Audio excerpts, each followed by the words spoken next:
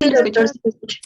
Ok, bueno, con la novedad que creo que no hay bloqueos ahorita, pero bueno, ya concertamos que vamos a contactarnos, vamos a dar la clase de hoy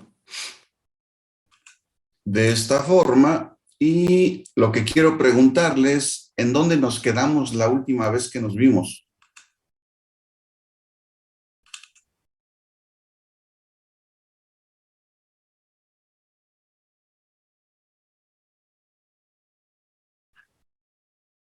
¿Recuerdan?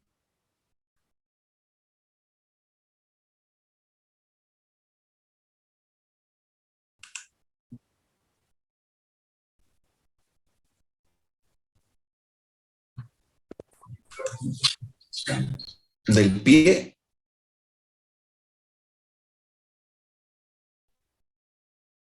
Ah, ok, entonces vamos a ver.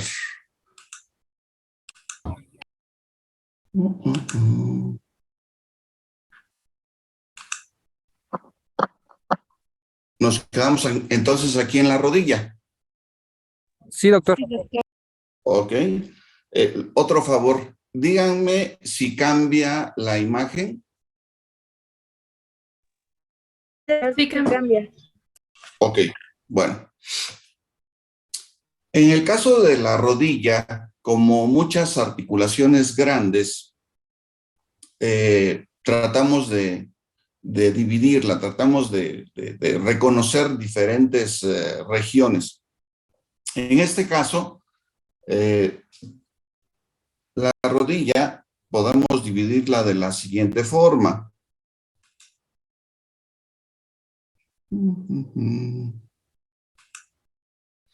Trazando una línea por el centro de la articulación entre o en el surco intercondilar, pasando por las espinas tibiales, podemos dividir nuestra rodilla en el compartimiento lateral o compartimiento externo, femororotuliano lateral o externo, y el compartimiento femororotuliano medial o interno. El compartimiento lateral siempre va a ser o va a estar del lado del peroné. Y aquí obviamente contamos o encontramos el espacio articular del compartimiento lateral y compartimiento medial.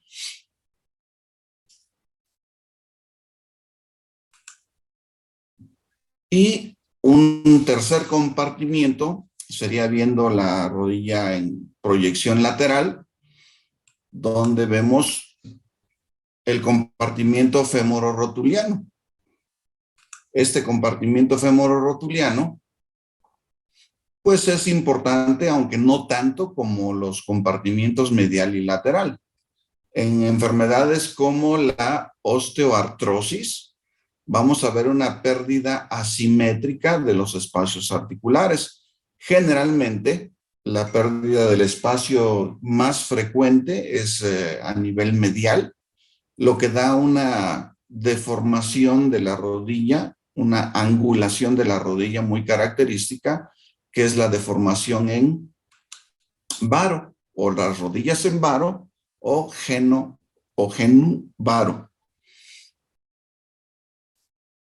También en el caso de la osteoartrosis y en personas jóvenes se llega a dar la pérdida del compartimiento femororotuliano en una patología que se llama condromalacia rotuliana, que afecta principalmente a mujeres jóvenes y que puede estar dado por algún desequilibrio en la fuerza que aplican los músculos de la rodilla, como por ejemplo los músculos vastos.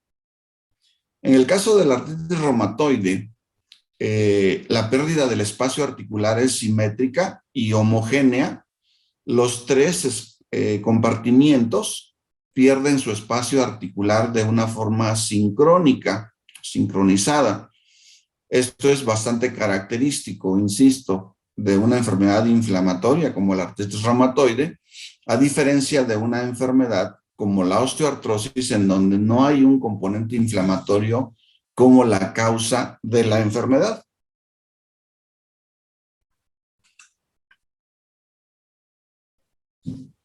Esto ya lo veremos con mayor detalle cuando hablemos de la osteoartrosis, la imagen radiográfica de la rodilla afectada por osteoartrosis y también en el caso de la artritis reumatoide. La articulación coxofemoral, que para nosotros es la cadera, también la dividimos en 3 segmentos.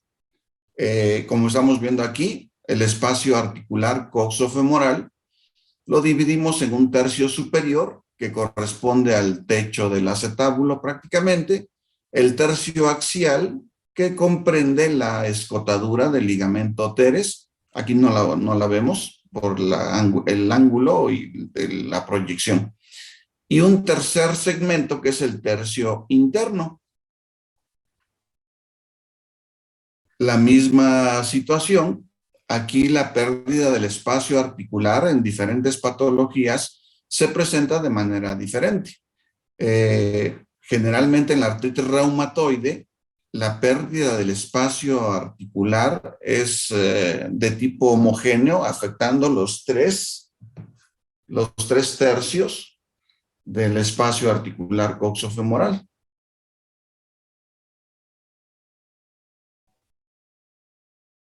Permítame un segundito, por favor.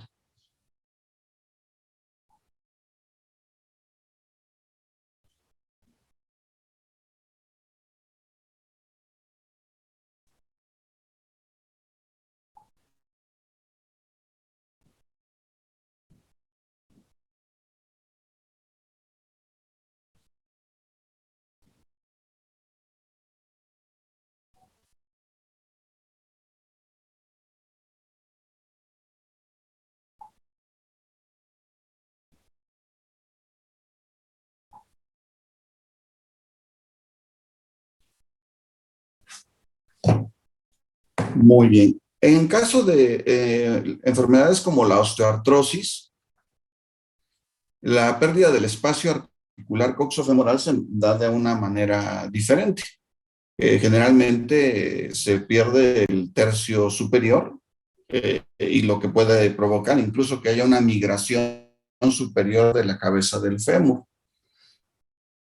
En casos como la artritis reumatoide y la espondiloartritis, que son enfermedades inflamatorias, la pérdida del espacio articular es homogénea en los 3 tercios y generalmente esto puede provocar que haya una migración de la cabeza del fémur con respecto al eje del cuello femoral hacia la cavidad pélvica, produciéndose la protrusión acetabular de la cadera. Aquí tenemos ahora las articulaciones sacroiliacas. Insisto, la imagen de patología radiográfica la vamos a ver más cuando hablemos de padecimiento. En el caso de las articulaciones sacroiliacas, las tenemos aquí, son el resultado de la unión del hueso ilíaco con el sacro. Lo tenemos acá. Sacroiliaca derecha, sacroiliaca izquierda. Esta es una proyección antero-posterior normal. Esta proyección no es adecuada para la valoración de las articulaciones sacroiliacas, debido a que el borde anterior de la articulación queda más hacia afuera que el borde posterior. Esto hace que podamos ver, como señalo aquí con el puntero, 2 espacios articulares en lugar de 1, todo dependiendo de qué tan bien centrada esté la placa. Entonces, esta sobreposición de los espacios articulares no nos permite valorar adecuadamente el espacio articular de la articulación sacroiliaca. Para eso, podemos utilizar las proyecciones oblicuas de pelvis, en donde oblicua derecha y oblicua izquierda, por supuesto, en donde sí se puede reconocer un espacio articular. También, por lo menos nosotros lo utilizamos un poco más frecuente, una proyección que se llama proyección de Ferguson, que consiste en tomar la placa, es una proyección póstero-anterior con angulación cefalocaudal a 30 grados. El tubo de rayos X se inclina a 30 grados, dirigiéndolo de la cabeza hacia la pelvis y con el paciente en decúbito supino. Esto nos ayuda a magnificar el tamaño de las articulaciones sacroiliacas, las cuales la vamos a ver más o menos al doble de su tamaño normal. Y esta alineación también permite apreciar un espacio articular sacroiliaco único. Con esta proyección es mucho más fácil evaluar varios aspectos de estas articulaciones, además del espacio articular. La mineralización, que en muchos casos de espondiloartritis va a observarse una especie de esclerosis, que en realidad no es una esclerosis, es una osteitis, es la inflamación de la médula ósea, del hueso trabecular, ya sea del sacro o del ilíaco. Y esto refleja la presencia de proceso inflamatorio. Además, podemos apreciar las erosiones que se desarrollan por la inflamación de la enfermedad. Esta es una proyección póstero-anterior con angulación cefalocaudal. Aquí podemos ver también que la articulación sacroiliaca la podemos dividir en 3 tercios. El tercio superior, el medio y el inferior. Esto se debe a que la estructura de la articulación sacroiliaca va cambiando en estas 3 regiones. En el tercio inferior tenemos toda la estructura de una articulación diartroidea. Esto es la cápsula articular, la inervación, la vascularización, la presencia de tejido conectivo, ligamentos, la membrana sinovial principalmente y cartílago articular. Todos estos elementos van disminuyendo conforme ascendemos en la articulación sacroiliaca. En el tercio medio es menor la irrigación, menor la inervación, menor el espesor del cartílago articular, la membrana sinovial también se va difuminando y aumenta el tejido conectivo, sobre todo ligamentos. En el tercio superior prácticamente no hay cartílago articular, prácticamente no hay membrana sinovial y es más tejido fibroso. Así, de esta forma, también vamos a evaluar los cambios de la articulación sacroiliaca, considerando los más importantes, los que se desarrollen en el tercio inferior y en el tercio medio, porque esto nos va a reflejar con mucha mayor fidelidad la presencia de un proceso inflamatorio y las consecuencias de la inflamación, como puede ser la presencia de erosiones o las alteraciones del espacio articular. En el caso de la articulación sacroiliaca, la presencia de erosiones nos puede hacer apreciar un espacio articular falsamente ensanchado. Por ejemplo, señalo con el puntero en el tercio inferior la presencia de una erosión en la superficie del hueso ilíaco y correspondiente a una erosión en la superficie del hueso sacro. Esto nos daría un espacio articular aparentemente muy amplio, característica a la cual le llamamos pseudoensanchamiento del espacio articular. Y esto es provocado por la presencia de erosiones en la superficie articular, tanto del ilíaco como del sacro. Todas estas características son bastante importantes a la hora de evaluar las articulaciones.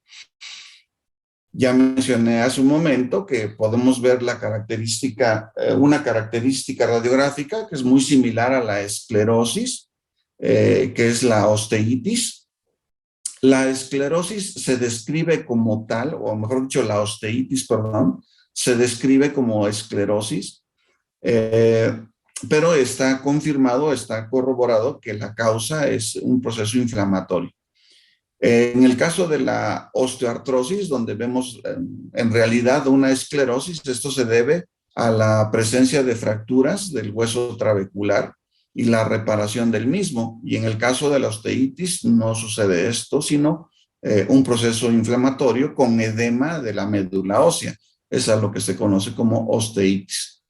Finalmente, durante la evolución de las espondiloartritis, además de la presencia de las erosiones, la osteitis, vamos a encontrar la presencia de anquilosis ósea.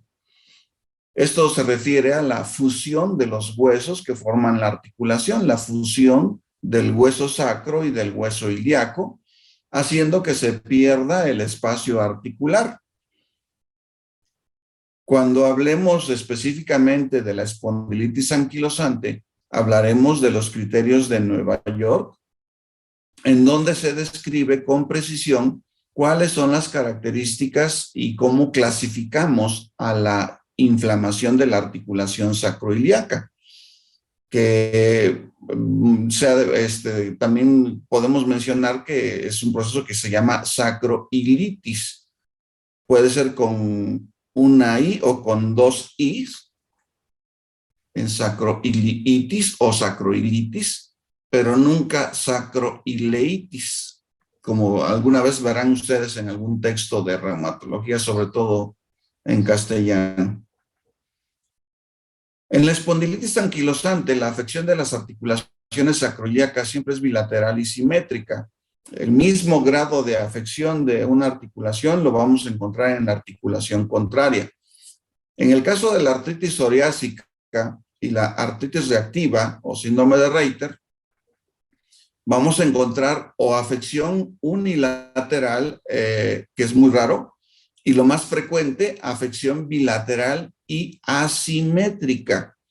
En estos casos, en la artritis psoriásica y en la artritis reactiva o síndrome de Reiter, vamos a encontrar una articulación sacroiliaca con un grado de afección y la articulación contraria con un grado diferente.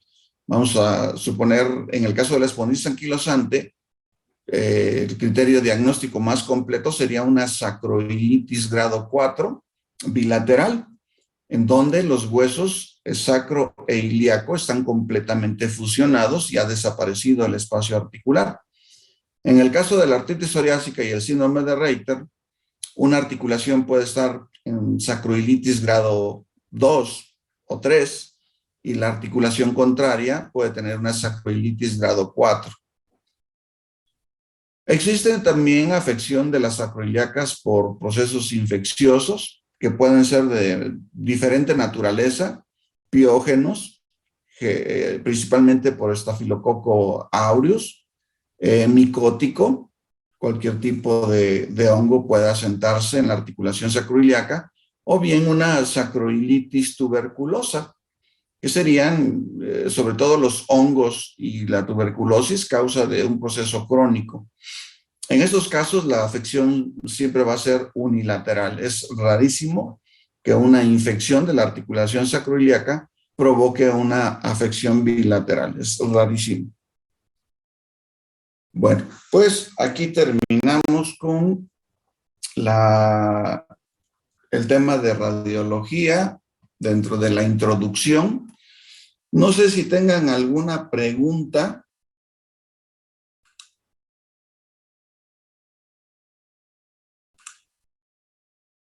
No, doctor. Bueno, pues entonces vamos a continuar.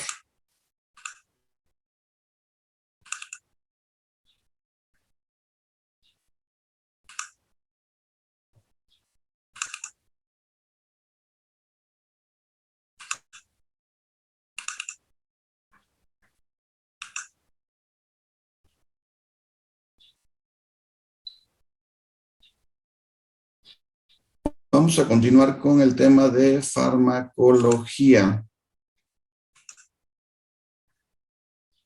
para no retrasarnos más.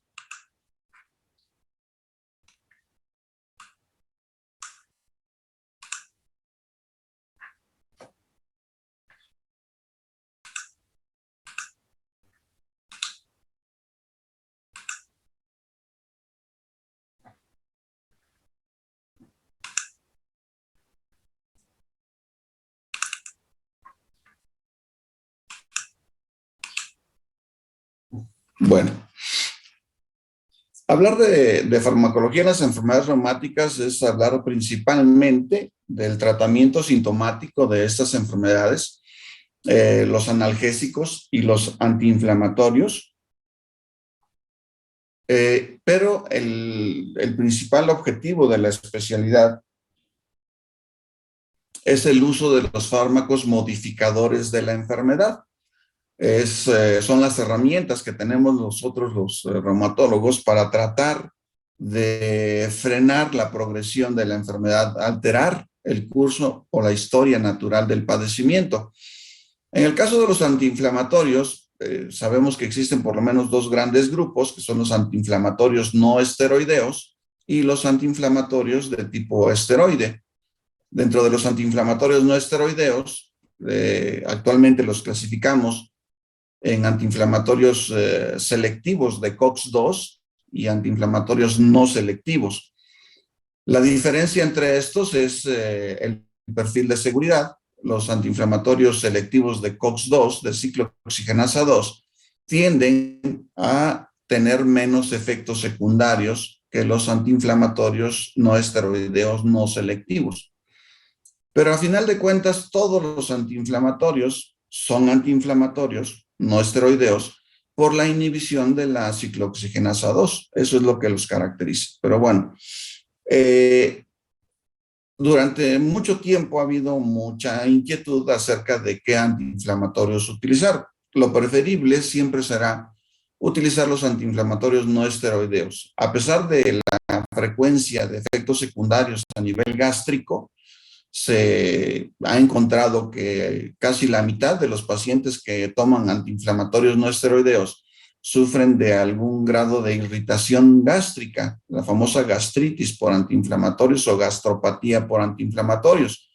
Y de estos pacientes, también la mitad pueden cursar con una gastropatía asintomática, que solamente se pondrá en evidencia cuando se complique la inflamación de la mucosa gástrica con algún sangrado o con la presencia de úlceras o perforación de úlcera. Lo ideal es utilizar antiinflamatorios selectivos de COX-2 para el tratamiento a largo plazo.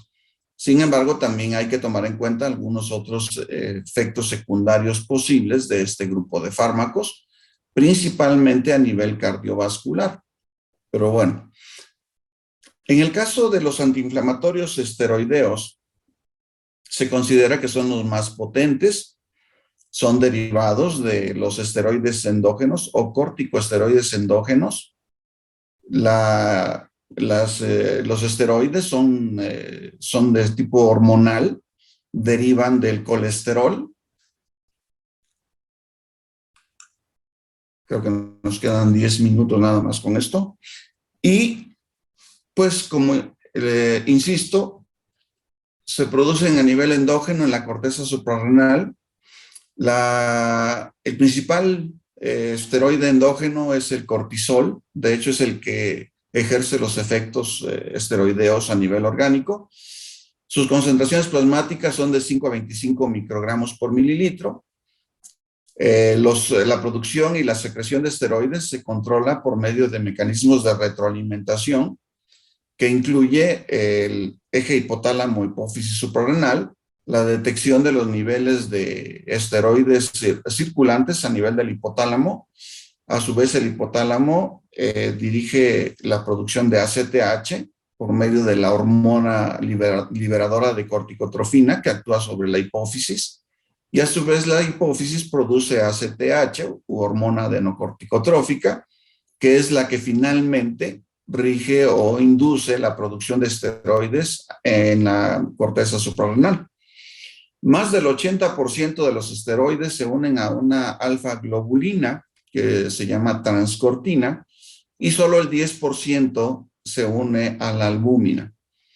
El 10% de todas las concentraciones, de la concentración total o final del cortisol, es lo que proporciona la actividad biológica. Y sabemos bien que es una hormona de estrés. Bueno, a partir de estos esteroides endógenos, cortisol y cortisona, se han ido desarrollando con el paso del tiempo diferentes compuestos químicos derivados de ellos. En general se les llama corticosteroides o glucocorticoides y los podemos dividir en tres grupos grandes de acuerdo a la duración de la acción. Por ejemplo, los corticosteroides de duración de acción corta tienen un efecto o efectos que duran aproximadamente entre 8 y 12 horas. Los corticosteroides con duración de acción intermedia, que tienen efectos que duran de 12 a 36 horas. Y los corticosteroides de duración de acción larga, cuyos efectos duran aproximadamente 36 a 72 horas. Sin embargo, los efectos biológicos, los principales efectos biológicos de los corticosteroides generalmente duran más de 24 horas. Así es que incluso en los corticosteroides de duración de acción corta, se puede justificar las tomas únicas como una maniobra para reducir la frecuencia de efectos secundarios. Dentro del primer grupo de los corticosteroides, los de duración de acción corta, tenemos a los esteroides endógenos, cortisona y cortisol, y también al deflazacort. El deflazacort es un esteroide desarrollado en la década de los 80s y 90s, con un perfil de seguridad bastante alto, y fue desarrollado principalmente para el tratamiento en aquellos pacientes con alto riesgo de desarrollar efectos secundarios, como por ejemplo el tratamiento de las enfermedades infantiles o pediátricas. Con el deflazacort tenemos menos efectos sobre el crecimiento. Es un hecho que los niños que se les administran corticosteroides en forma crónica generalmente tienden a ser de talla baja, y además desarrollar osteoporosis muy importante. Con el deflazacort esto disminuye. Obviamente no desaparece, pero sí disminuye y son menos severos estos efectos. Los de duración de acción intermedia incluyen a la prednisona, la prednisolona, que son profármacos, y a la metilprednisolona, que es el metabolito final de la prednisolona y prednisona. Estos dos primeros, la prednisona y la prednisolona, se activan a nivel hepático y se transforman en metilprednisolona, que es la que ejerce los efectos farmacológicos. También se incluye aquí a la triamcinolona, que por lo menos en Estados Unidos se utiliza mucho más para la infiltración intralesional de esteroides. Los de duración de acción larga incluyen la parametasona, la dexametasona y la betametasona. Tenemos aquí en la tercera columna, de izquierda a derecha, las dosis equivalentes de cada uno de esos esteroides.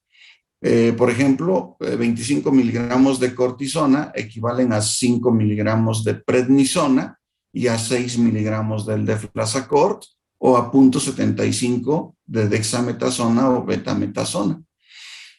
Aunque aquí vemos en la última columna, la columna del extremo derecho, que la potencia relativa de retención de sodio es de 0 en los últimos 4 compuestos, pues esto realmente es muy variable. Así como los efectos secundarios también tienden a ser muy variables. Cada paciente tiene sensibilidad diferente y hay pacientes que bajo el tratamiento con dexametasona, betametasona, pueden desarrollar retención de sodio también. Los esteroides ejercen sus efectos a través de receptores, de los cuales se conocen por lo menos 2 tipos. El tipo 1, que son los mineralocorticoides o receptores mineralocorticoides, tienen mayor afinidad por la aldosterona, se localizan principalmente en el hipocampo, en el sistema nervioso central. Y los receptores de tipo 2 o glucocorticoides, que tienen una mayor afinidad por la dexametasona y se encuentran en todos los tipos celulares, excepto en los eritrocitos. Son los únicos que no tienen receptores de glucocorticoide. Los receptores se localizan en el citoplasma, tienen una porción que se une a la hormona, otra porción que se une al DNA y una porción inmunogénica. De esta forma nos damos una idea que los corticosteroides o esteroides ejercen sus efectos modificando la transcripción del DNA y de esta forma se puede modificar la expresión de genes como por ejemplo de sustancias proinflamatorias como interleucinas o diferentes citocinas. A dosis bajas ocurren efectos genómicos como efectos de los esteroides. Los efectos clásicos mediados por esteroides son el aumento en la transcripción de algunos genes, por ejemplo, la lipocortina, o la disminución de la transcripción de algunos otros genes, como los de las citocinas, que son los mediadores proinflamatorios. A dosis arriba de 200 a 300 miligramos de prednisona, se incrementa la ocupación de los receptores y también hay un incremento en los efectos genómicos. También se modifica la síntesis y la expresión de receptores. Esa sería una situación bastante importante. Pero también podemos ver inducción de apoptosis de ciertos grupos celulares, principalmente células inmunocompetentes, o bien acción antianafiláctica.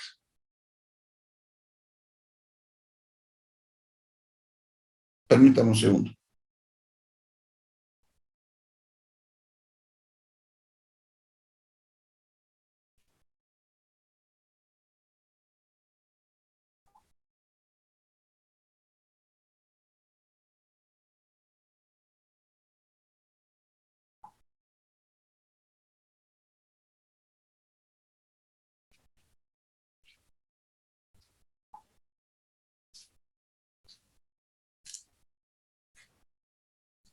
Bueno,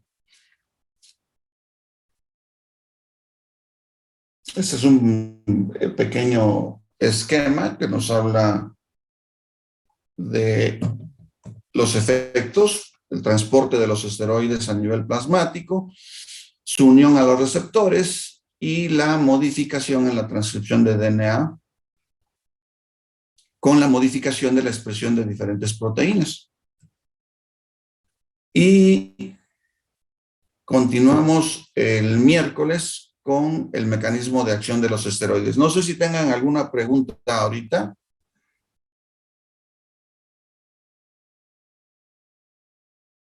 No, doctor. No, doctor. Muy bien, pues les agradezco mucho su atención y nos vemos el miércoles. Ojalá pueda ser posible en la escuela. Gracias y buenos días. Gracias. Gracias, doctor. Buenos días. Gracias, doctor. Hasta luego.